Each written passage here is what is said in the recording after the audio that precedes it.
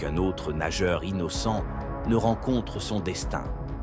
Le 16 février 2022, Simon Nelist, âgé de 35 ans, accompagné de sa fiancée Jessie Ho, s'était rendu à la plage de Little Bay, à Sydney, en Australie.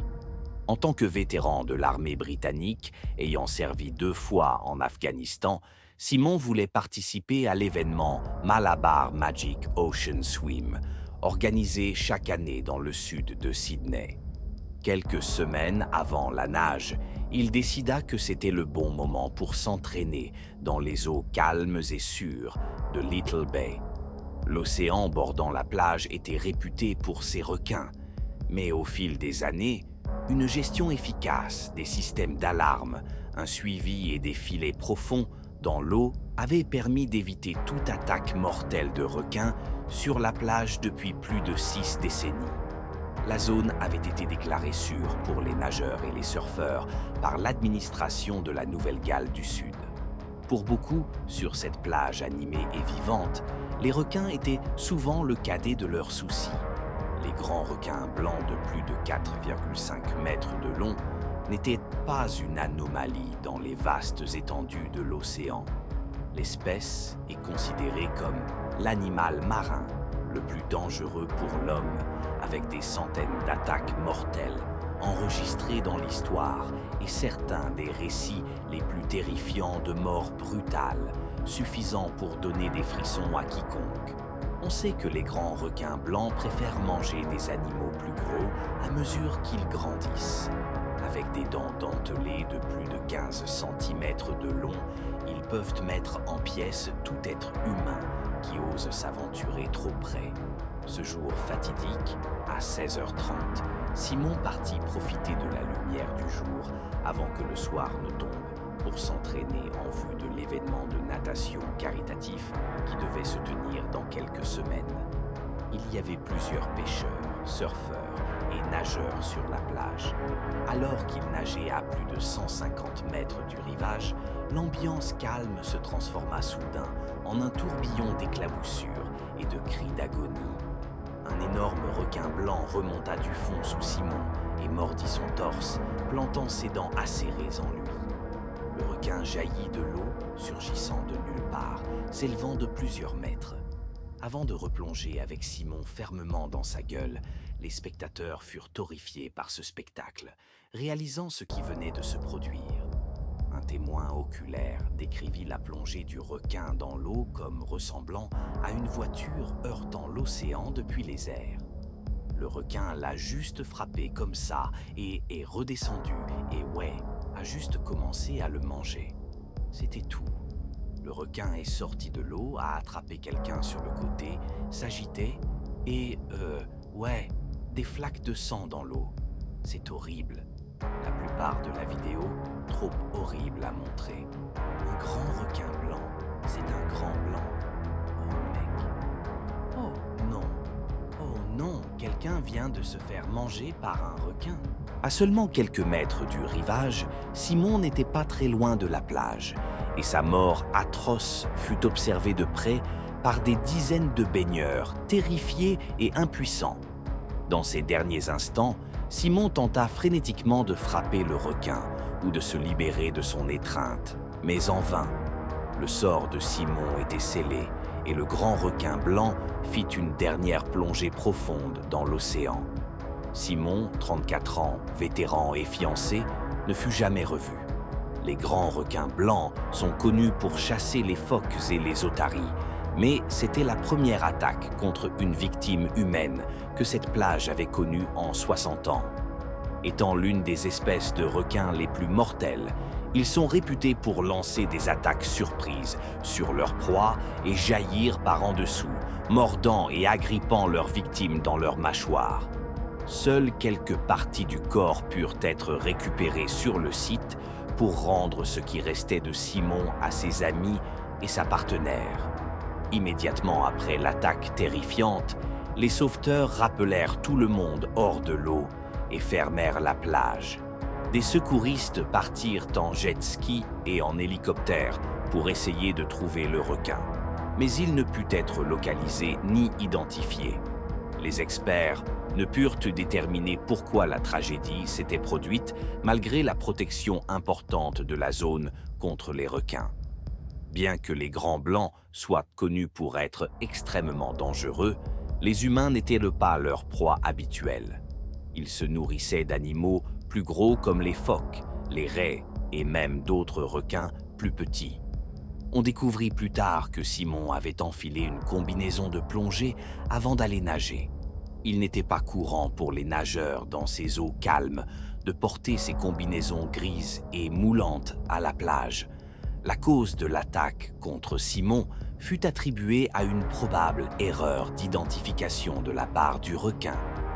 La combinaison gris foncé faisait ressembler le corps de Simon à celui d'un phoque, qui était l'une des proies principales du requin. Les grands requins blancs ont un puissant sens de l'odorat, et il est probable qu'il ait senti Simon avant de le voir. Lorsque le requin fonça vers lui depuis le fond, il était trop tard pour avorter l'attaque, et Simon se retrouva bientôt mordu en deux et entraîné sous l'eau. Toute la famille de Simon fut dévastée par la nouvelle de sa fin brutale, et le monde entier de sa fiancée Jessie s'écroula quelques semaines seulement avant leur mariage. En hommage à Simon Nelist, la course de natation Malabar Magic Ocean Swim fut annulée. Les participants se rendirent à la plage pour lui rendre hommage et se recueillir dans un moment de silence. Tout au long de sa vie, Simon avait été un amoureux de la mer. Il militait depuis longtemps contre l'abattage et la mise en cage des requins et était troublé par l'interférence que l'action humaine créait dans la chaîne alimentaire naturelle des océans. Malheureusement, sa vie prit fin dans les mâchoires du même animal, pour la conservation duquel il s'était longtemps battu. La nouvelle de l'attaque de requins se répandit comme une traînée de poudre à travers le monde et raviva les craintes d'attaque de requins en Australie. Simon était décrit par ses amis et collègues comme un homme d'intégrité et de charisme. Il aimait l'immensité de l'océan et voulait faire tout ce qui était en son pouvoir pour le sauver des conséquences négatives de l'action humaine. En tant qu'instructeur de plongée, il était conscient de l'impact des filets anti-requins et des lignes de tambour qui perturbaient l'équilibre naturel de la vie marine dans cette région. Il militait pour la protection et la conservation de la mer et de tous les animaux qui y vivent. Simon était également reconnu comme un être humain empathique. Son dernier post sur Facebook était une réflexion sur les enfants d'Afghanistan, dont beaucoup étaient devenus ses amis pendant son service militaire dans le pays. L'incident, qui s'est produit au début de l'année 2022, est encore frais dans la mémoire collective et s'ajoute à une longue liste d'attaques de requins effroyables qui servent de sombres rappels de la rapidité avec laquelle les humains peuvent passer du statut de prédateur à celui de proie. Mais pour la famille de Simon Nelist, cela transforma l'un de leurs moments les plus heureux, le mariage grandiose de leur fils, en un cauchemar qui les marqua à vie. Les parents de Simon Nelist avaient déjà réservé leur billet pour l'Australie, mais maintenant, au lieu d'assister à son mariage, ils s'y rendirent pour ses funérailles. Cela montre simplement que demain n'est promis à personne et que n'importe quel jour pourrait être celui où l'on rencontre sa fin prématurée. C'était le samedi 10 avril 1968. Stephen Samples et son père Milton se rendirent à la plage de Singer Island, en Floride. L'eau était chaude et calme, avec de nombreuses familles profitant du bord de mer. Les enfants barbotaient dans l'eau ou construisaient des châteaux de sable sur la plage. Un groupe d'adolescents se tenait à une courte distance des baigneurs, appâtant de longues lignes avec des poissons fraîchement pêchés et les lançant à la mer. Ils montèrent ensuite dans un petit bateau et se dirigèrent vers le large, versant un seau de sang animal derrière eux. À l'insu des nageurs à proximité, cette traînée de sang attirait les requins dans la zone. Le but des adolescents était de pêcher les requins pour le reste de la journée. Alors que les requins étaient attirés dans la zone, Stephen et son père, Milton, entrèrent dans la mer. Stephen était impatient d'essayer son équipement de plongée avec tuba. Il porta ses palmes jusqu'au bord de l'eau. Alors que la mer léchait doucement ses pieds, il enfila ses palmes. Son père portait un matelas pneumatique gonflable sous un bras et aidait son fils à entrer dans la mer avec l'autre. Pendant que Steven s'éloignait de la plage et barbotait avec le visage sous la surface, son père s'allongea sur le matelas pneumatique à moins d'1 mètre du rivage, où il y avait une pente raide où les bas-fonds cédaient la place à des eaux plus profondes. Après une demi-heure environ, Milton appela son fils pour lui dire qu'il sortait. Steven leva la tête, acquiesça en direction de son père et continua à regarder sous l'eau. Alors qu'il flottait là, il pouvait voir le fond sablonneux de la mer à 1,5 ou 2 mètres en dessous de lui. Un poisson passait occasionnellement et il montait et descendait, plongeant parfois pour ramasser des coquillages sur le fond marin. L'eau était légèrement trouble, mais la lumière du soleil pénétrait encore dans ces eaux peu profondes. Steven leva la tête au-dessus de l'eau pour vérifier à quelle distance il se trouvait du rivage. Ce faisant, il remarqua quelque chose du coin de l'œil. Il regarda et vit un grand aileron se diriger vers lui. Pris de panique, il se retourna et commença à nager vers le rivage aussi vite qu'il le pouvait. Il battit frénétiquement des jambes, ses palmes le propulsant rapidement à travers l'eau. Il tirait avec ses bras, éclaboussant la surface. Puis il ressentit quelque chose qui le terrifia. Il sentit une traction soudaine et puissante sur sa jambe. Il cria à son père « Papa, un requin !» Son père entendit les cris de Steven. Il se retourna vers l'eau juste à temps pour voir son fils de 10 ans être traîné sous l'eau. Il lâcha le matelas gonflable et sprinta dans la mer. Steven n'était qu'à environ 8 mètres du rivage. Milton plongea, fendant l'eau en direction du tumulte. Il vit l'aileron d'un requin venir vers lui aussi. Il plongea sous l'eau et se prépara en voyant la silhouette sombre émerger de l'obscurité. Il agita ses bras devant lui. Cela sembla fonctionner. Le requin dévia au dernier moment. Milton remonta à la surface et vit son fils réapparaître, toussant et crachotant. Steven ressentit une douleur terrible dans son dos lorsqu'il fut mordu à nouveau. Le requin se débattait, ballottant Steven d'un côté à l'autre dans l'eau. Il riposta, frappant le requin sur le nez, essayant désespérément de l'agripper et de le forcer à s'éloigner de lui. Mais la force du requin était trop puissante. Alors que le père de Steven nageait vers lui, il remarqua un autre aileron, puis un autre. Il y avait plus d'un requin. Ils étaient dans une frénésie alimentaire. Steven cria à nouveau, le sang se répandant dans l'eau autour de lui en un nuage sombre. L'agitation avait alerté les gens sur la plage. D'autres nageurs s'enfuirent de l'eau en panique. Une foule importante se tenait au bord de la mer, tandis que Milton criait à Steven de nager vers lui. Steven essaya désespérément de se diriger vers son père, mais il sentit un autre craquement lorsqu'un requin mordit son postérieur, serrant ses mâchoires puissantes autour de ses fesses. Thomas Fletcher, un membre du public qui se trouvait à environ 18 mètres de là, entendit les cris et vit l'agitation dans l'eau. Il saisit une planche de surf à proximité et commença immédiatement à pagayer vers le jeune garçon. Il crut d'abord que Steven était à moitié assis sur un bateau gonflable, mais il réalisa ensuite que l'objet gris à côté du garçon était en fait le dos d'un requin qui s'arquait hors de l'eau juste à côté de Steven. Bien que l'attaque n'ait duré que quelques minutes, cela sembla une éternité pour tous ceux qui étaient impliqués. Steven luttait pour rester à la surface. Il perdait du sang et les requins revenaient pour en avoir plus. Lorsque Thomas atteignit Steven et son père, il essaya de hisser Steven sur la planche de surf, mais les mains du garçon étaient glissantes. Le bras gauche de Steven saignait abondamment. Le sang rouge vif coulait le long de son bras tendu et jaillissait dans l'eau environnante. Thomas réussit à hisser le garçon de 10 ans sur la planche de surf et pagaya vers le rivage. Il serra sa main autour de la plaie ouverte de Steven, essayant d'arrêter l'hémorragie. Milton aida à pousser la planche de surf vers la plage et vers la foule qui attendait. Robert Melto, un officier de marine à la retraite, repéra la scène qui se déroulait à 60 mètres de là. Il courut vers les bas-fonds alors que Steven était ramené en sécurité sur la planche de surf.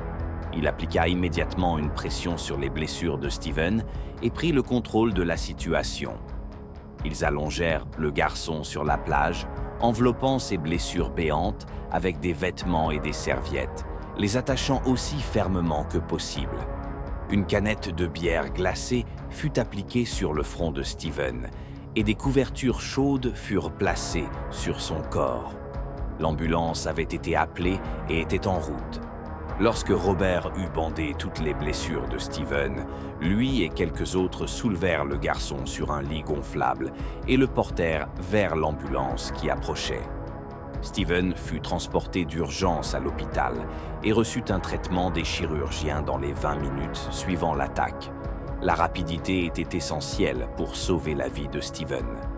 La réaction rapide de ceux qui avaient été témoins de l'attaque avait permis de le sortir de l'eau et de le traiter aussi vite que possible. Steven déclara que l'attaque était douloureuse. Il avait été mordu au moins 4 fois.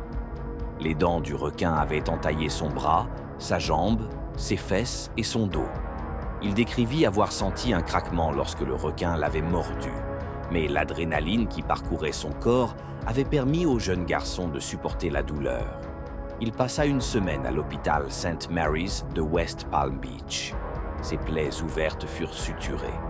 Les témoins qui étaient restés sur la plage après l'attaque virent plusieurs requins s'agiter dans la traînée de sang que Steven avait laissée derrière lui.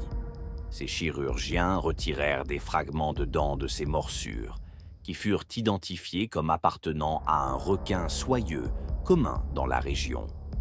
Des témoins oculaires identifièrent également l'espèce des requins qui s'agitaient dans les bas-fonds comme ressemblant à un requin soyeux. Bien qu'il y ait eu certainement plus d'un requin tournant autour de Steven, on pense qu'un seul était responsable de l'attaque. Certains affirmèrent avoir vu plusieurs requins mordre Steven. Le requin responsable des morsures était estimé mesurer environ 2,70 mètres de long, d'après les témoignages oculaires et la taille de l'aileron et du corps qui dépassait de la surface de l'eau. Le requin avait causé des dommages importants à Steven et l'avait laissé avec une mobilité limitée dans son bras et sa main gauche. Il avait eu de la chance d'être en vie. Une enquête fut ouverte sur les actions des adolescents pêcheurs. Leur comportement imprudent, consistant à être dans l'eau avec l'intention délibérée d'attirer des requins à proximité d'une plage de baignade, était examiné de près. Les propriétaires fonciers et les communautés locales furent également accusés de négligence, car ils n'avaient pas averti les nageurs des dangers, ni fourni une protection adéquate, telle que des filets, des clôtures ou des dispositifs de dissuasion des requins dans la zone. On ne sait pas quel fut le résultat de ces contestations juridiques. Il est incroyable que Steven ait survécu à son attaque de requin. Bien qu'il ait des séquelles à vie, l'action rapide de ceux qui l'entouraient et la capacité à se rendre à l'hôpital en quelques minutes ont tous contribué à assurer sa survie. On ne peut blâmer le requin pour son attaque. Il avait été attiré dans la zone et cherchait des proies près de la plage. L'eau trouble peut également avoir contribué à sa mauvaise identification de Steven, conduisant le requin soyeux à attaquer.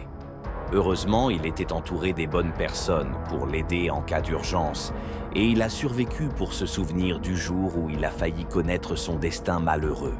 Les attaques de requins sont le sujet de cauchemars, ce dont sont faits les films d'horreur, et pourtant, compte tenu du nombre de personnes qui entrent dans l'eau chaque année, elles restent assez rares. Mais il existe quelques conditions qui rendent les attaques de requins plus susceptibles de se produire.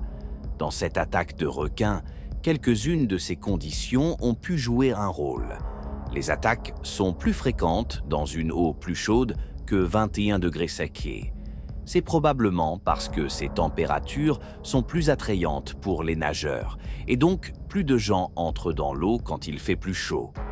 Les attaques ont également tendance à se produire au crépuscule et à l'aube. Lorsque les requins sont les plus actifs, ou juste après midi, qui est le moment où la plupart des gens vont nager, elles sont également plus susceptibles de se produire à la surface de l'eau ou dans des mers agitées, où les mouvements de nage sont plus erratiques. À la surface ou dans une eau turbulente, nous pouvons être considérés comme des proies en détresse, un aimant pour les requins. Nous pouvons même être confondus avec une autre proie, comme un lion de mer, lorsque nous sommes silhouettés contre la surface de l'eau. Certaines de ces raisons d'attaque semblent avoir été la cause d'une tragédie qui s'est produite en Australie en 1959. Deux jeunes hommes, Stanley Mullins et Raphael Bishop, prirent la mer tôt le matin du 19 décembre. La température de l'eau dans la mer de corail autour de Brisbane, à cette période de l'année, est typiquement entre 24 et 27 degrés Fahrenheit. Le soleil était déjà haut dans le ciel, la mer était agitée, de petites vagues se brisaient à la surface de l'eau, remuant le sable en dessous. La visibilité dans l'eau était faible. Stanley et Raphael se dirigèrent vers Wynnum, dans la baie de Moran, située juste au sud de Brisbane. La baie abrite de nombreuses îles, notamment l'île North Stradbroke, l'île Mauritan et les îles du sud de la baie de Mauritan. Ces îles offrent une variété d'activités telles que la natation, le surf, la plongée avec tuba et la randonnée. Elles sont une destination populaire tant pour les touristes que pour les habitants. La région abrite une faune variée, comprenant des dauphins, des tortues et des oiseaux marins. Les requins rôdent également dans ces eaux. Depuis le début des enregistrements d'attaques de requins en 1962, il y a eu 39 attaques au large des côtes de Brisbane, dont 6 se sont avérées mortelles. Stanley et Raphael déchargèrent leurs véhicules et traînèrent leurs canots pneumatiques à travers le sable jusque dans l'eau. Le maintenant stable contre les vagues déferlantes, ils y grimpèrent, chacun une rame à la main. Ils pagayèrent contre le courant, dépassant les brisants et continuèrent à pagayer jusqu'à environ 1,5 miles du rivage. Puis, ils s'arrêtèrent. Ils passaient la matinée à pêcher le crabe depuis le bateau. C'était un passe-temps qu'ils appréciaient tous les deux, être sur l'eau loin de l'agitation de la vie quotidienne. Le bateau tanguait dans les vagues agitées, mais les deux amis y étaient habitués. Ils remontèrent les crabes, remplissant facilement leurs seaux. La journée se passait bien. C'était un début de journée agréable, et les deux amis seraient de retour chez eux à temps pour le petit déjeuner. Mais le son de leur voix, les vibrations de la mer frappant les côtés du bateau et l'odeur de l'appât frais attirèrent quelque chose de plus près. Un prédateur rôdait à proximité sous les vagues. Par curiosité et toujours à l'affût d'un repas opportuniste, un requin bulldog tournait dans les eaux troubles en dessous. Il observait et attendait, examinant le petit bateau qui tanguait dans la mer. Il était curieux. Alors que Stanley abaissait à nouveau sa ligne dans l'eau, il fit accidentellement tomber sa rame par-dessus bord. Ils en avaient besoin pour retourner au rivage. Ce serait difficile avec une seule rame contre la mer agitée. Dans l'eau agitée, elle s'éloignait de plus en plus du bateau. Sans hésiter, Stanley enleva sa chemise et plongea dans l'eau. Il nagea quelques mètres et saisit la rame. L'eau salée piquait ses yeux. Les embruns salés giflaient son visage. Il se retourna et se dirigea vers le bateau. La rame flottait à la surface de l'eau et il la poussait devant lui en direction du canot. Raphaël continuait à faire pendre sa ligne sur le côté du bateau. Son ami serait de retour à bord en un rien de temps. Stanley n'était qu'à quelques mètres du bateau lorsqu'il sentit une forte traction sur ses jambes. Il poussa un cri déchirant. Raphaël sauta rapidement de l'autre côté du bateau. Il se pencha par-dessus bord pour aider son ami. Mais il était trop tard. Stanley avait disparu. Il s'était évanoui sous la surface de l'océan en un instant. Une seconde, il était là, et la suivante, il avait disparu. Raphaël chercha frénétiquement son ami. Il ne voyait aucune trace de lui. Il n'y avait pas de sang, pas de bulles, ni de rides, pas d'éclaboussure, ni d'agitation. Il n'avait réussi à pousser qu'un seul cri avant d'être complètement submergé. pour ne plus jamais être revu vivant. Choqué, dévasté et terrifié, après une recherche approfondie de Stanley, Raphaël regagna le rivage. Il appela les autorités et leur raconta l'histoire. C'était un mystère. Bien qu'un requin fût suspecté, certains responsables suggérèrent une crise cardiaque ou une crampe, car il n'y avait eu aucune observation de requin. Il n'y avait pas eu de lutte, ce qui était généralement observé lors des attaques de requins.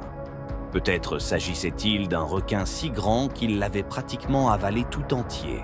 Peut-être l'avait-il entraîné sous l'eau si rapidement qu'il n'avait laissé aucune trace, ou peut-être plusieurs requins l'avaient-ils entraîné vers le fond. Sa famille et ses amis avaient besoin de réponses. Bientôt, il y aurait des preuves, mais elles pourraient soulever plus de questions que de réponses. 3 jours après sa disparition, le pêcheur professionnel Desmond Burks pêchait juste au large des côtes de Winham. Il avait entendu parler de la disparition de Stanley, et maintenant il pêchait presque exactement au même endroit. Il aperçut quelque chose dans l'eau, une découverte terrible et troublante. En y regardant de plus près, c'était le corps d'un jeune homme, le corps de Stanley. Desmond le hissa à bord et appela les autorités pour signaler la découverte. Le jeune homme de 29 ans avait perdu un bras. Il avait plusieurs morsures sur le corps, rappelant une attaque de requin. Mais lorsque son corps fut examiné par des professionnels de santé, on pensa qu'il avait subi plusieurs attaques.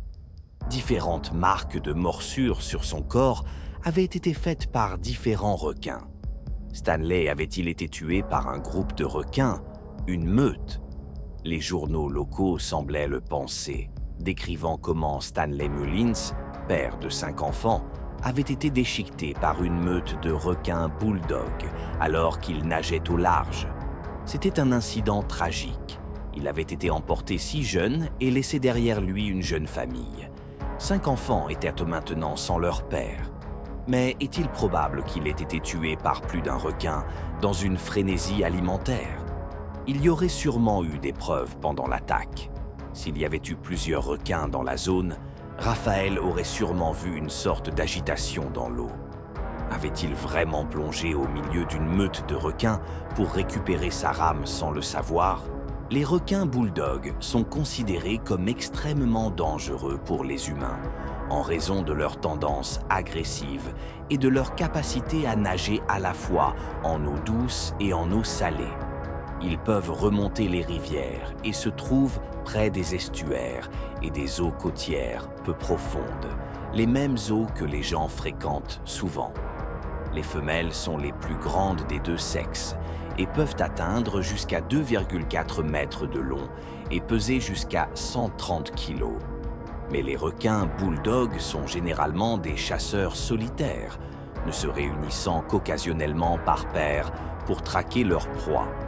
À certaines périodes de l'année, lorsque les populations de poissons sont concentrées, plusieurs requins peuvent se rassembler dans une petite zone pour se nourrir. Cette frénésie alimentaire peut impliquer plusieurs individus chassant ensemble. Peut-être était-ce le cas avec Stanley. On ne sait pas exactement ce qui est arrivé à Stanley. Il est plus probable qu'il ait été pris par un requin, un grand qui l'a complètement pris au dépourvu et l'a entraîné sous la surface sans lutte. Il est possible que son corps ait ensuite été pillé par d'autres requins avant d'être trouvé par les pêcheurs. Malgré des événements tragiques et terrifiants comme celui de Stanley Mullins, les chances d'être attaqué par un requin sont aussi infimes que d'1 sur 3 milliards. Bien que ces cas soient extrêmement rares, si l'attaque vous arrive, peu importe sa rareté, vous vous battrez quand même pour votre vie dans les mâchoires de l'un des prédateurs les plus puissants et les plus redoutables de la nature, priant pour survivre et éviter de rencontrer votre destin.